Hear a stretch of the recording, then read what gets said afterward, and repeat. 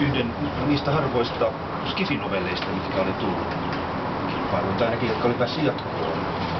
Ja tämä on avaruusloinen on ihan puhdasta avaruusskifiä, joka tapahtuu avaruusaluksella. Ja hauskinta on siinä, että se on parodia kaikista avaruusskivin kliseistä, mutta hyvin onnistunut parodia.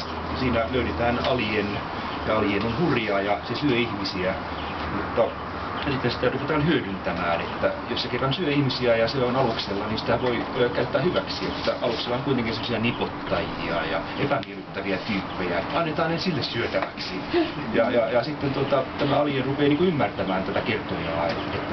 Että ihan hyvä homma. Kyllä sä voit olla täällä meidän aluksessa, jos syöt nämä ikävät tyypit. Ja saa semmoisen symbioosin ja se etenee sitten niin kuin vinoutuneella logiikallaan vääjäämättömään loppuunsa, että lopussa suunnitellaan sitten, että kaikissa avaruusaluksissa voisi olla tämmöinen alien, että päästäisiin kaikista näistä ikävistä tyypeistä eroon, mitä avaruusaluksilla on, koska se kiristää pinnaa, jos siellä on nipottajia ja välikäspäreitä ja tämmöisiä ilmoita.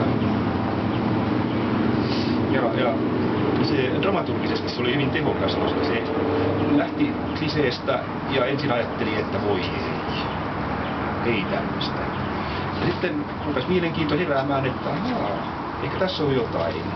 Ja sitten se niksautti ja lopussa tuli tämmöinen hyvin hyytävä, mutta riemukas olo. Irva.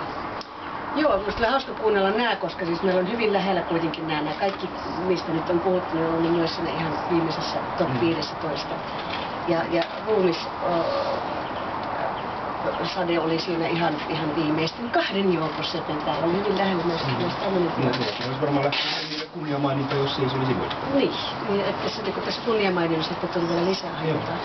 Mulla oli tää nuori mies nimetön, joka oli, kun mä sen ensimmäisen kerran luin, mä että se on tässä. Se sormi oli siinä, ja sitten mä olin lukenut kaikki, niin se sormi oli edelleenkin siinä.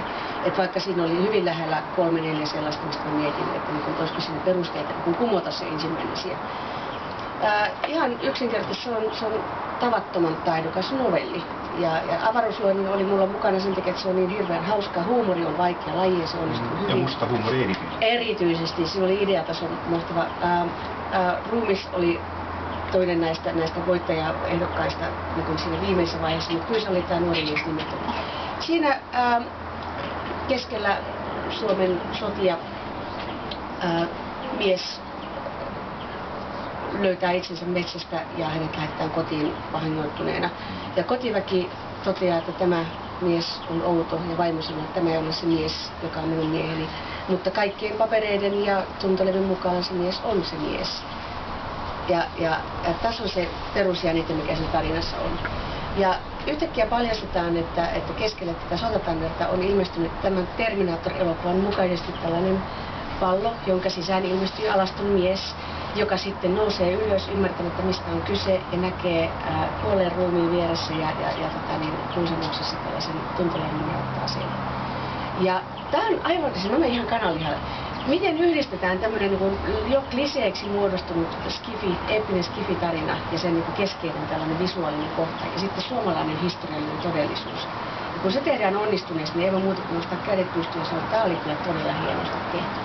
Koska se avasi sen tulkinta-avaruuden sekä tähän kotimaiseen reaalisuuteen tai minkä tahansa todellisuuden sotatilanteeseen, jossa puoliso tulee sodasta kotiin ja on menettänyt oman minuutensa, oman itsensä, on täysin tunnistamaton toinen ihminen kuin se, joka meni sotaan. Tämä on ihan arkielämän tragedia. Plus sitten, että se luo lisätragedian sitten tähän Terminaattoriin, tähän fiktiiviseen maailmaan. Ja se on kyllä jo temppu se. Siitä se oli semmoinen, että mulla oli pakko niin sanoa, että tämä on se. Plus, että siitä oli tavattoman kauniisti kerrottu. Se oli ehdottomasti paras ensimmäinen lause, jota en nyt muista niin tarkkaan, että en aio sitä siterata, mutta se oli niin kuin 5 sanaa ja se meni suurin piirtein tyyliin. Ensin viuhahti ja sitten pamahti. Ja ensimmäisen lauseen jälkeen oli jo siinä, että okei, mä tiedän missä mä oon tässä välissä. Se oli ihan ehdoton valinta.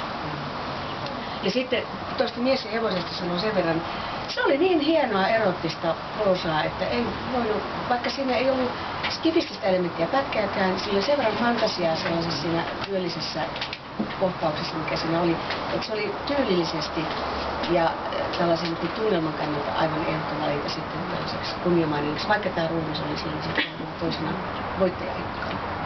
Siis täytyy mainita, että kun me niin karsittiin tämä viimeinen 40, niin Mies ja hevonen ei päässyt siihen mukaan just sen takia, että siinä ei ollut spefi-elementtiä ollenkaan. Joten te muut ette ole lukeneet sitä. Diktaattori-tuomarit saa tehdä mitä ne haluaa. Tämä on ihan oikeasti ainoa oikea tapa tuomaroida.